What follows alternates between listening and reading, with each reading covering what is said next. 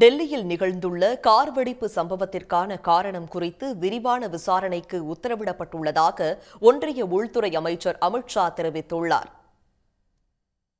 Car வெடிப்பில் படுகாயமடைந்து Loknayak மருத்துவமனையில் அனுமதிக்கப்பட்டுள்ளவர்களை உள்துறை அமைச்சர் அமித் ஷா நேரில் சந்தித்து ஆறுதல் கூறினார்.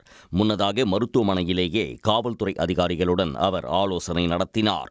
பின்னர் செய்தியாளர்களை சந்தித்த அவர் கார் வெடிப்பு சம்பவத்தை குறித்தும் விசாரணை தொடர்பாகவும் பிரதமர் மோடியிடம் தாம் விளக்கியதாக தெரிவித்தார்.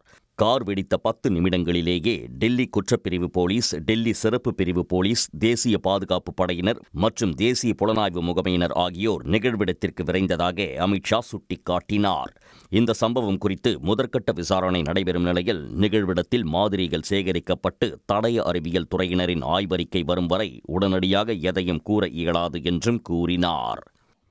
हम सभी एंगल्स को ओपन रखकर सभी दृष्टि से जांच कर रहे हैं. घटना किस कारण से हुई ये अभी कहना बहुत मुश्किल है.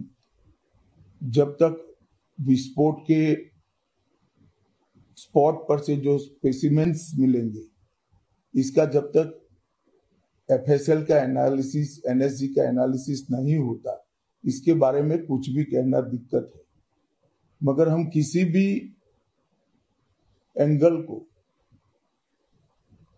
बंद नहीं मानते हैं. सभी एंगल का हम दृढ़ता के साथ आगे जांच करें.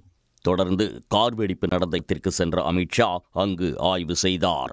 உள்துறை அமைச்சகத்தின் கட்டுப்பாட்டின் கீழ் டெல்லி காவல்துறை இருப்பதால் இன்று உள்துறை அதிகாரிகளுடன் அமைச்சர் அமித் ஷா முக்கிய ஆலோசனை நடத்த இருக்கிறார். இதனிடையே லோக்நாயக் மருத்துவமனையில் சிகிச்சை பெற்று வருபவர்களை டெல்லி முதலமைச்சர் ரேகா குப்தா நேரில் சந்தித்து ஆறுதல் கூறினார். வதந்திகளை புறந்தள்ளிவிட்டு அமைதியை கடைபிடிக்குமாறு டெல்லி வாசிகளுக்கு முதலமைச்சர் ரேகா குப்தா வேண்டுகோள் விடுத்துள்ளார்.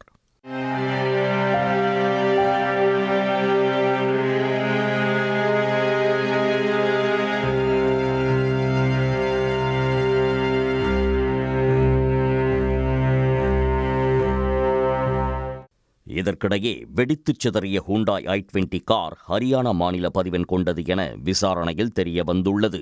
காரின் முதல் உரிமையாளரிடம் தேசிய புலனாய்வு முகமை அதிகாரிகள் விசாரணை நடத்தி வருகின்றனர். இந்த கார் கடந்த செப்டம்பர் 20ஆம் தேதி ஹரியானாவின் ஃபரிதாபாத்தில் இருந்ததாகவும் சில ஊடகங்கள் செய்தி வெளியிட்டுள்ளன. ஹரியானாவின் ஃபரிதாபாத்தில் நேற்று முன்தினம் 360 கிலோ அம்மோனியம் நைட்ரேட் வெடிமருந்து பறிமுதல் செய்யப்பட்ட நிலையில் நேற்று அதே பகுதியில் 2563 கிலோ வெடிமருந்துகளை ஜம்மு காஷ்மீர் போலீசார் பறிமுதல் செய்தது குறிப்பிடத்தக்கது. உடனுக்குடன் செய்திகளை தெரிந்து கொள்ள சன் நியூஸ் பெல் ஐகானை கிளிக் பண்ணுங்க.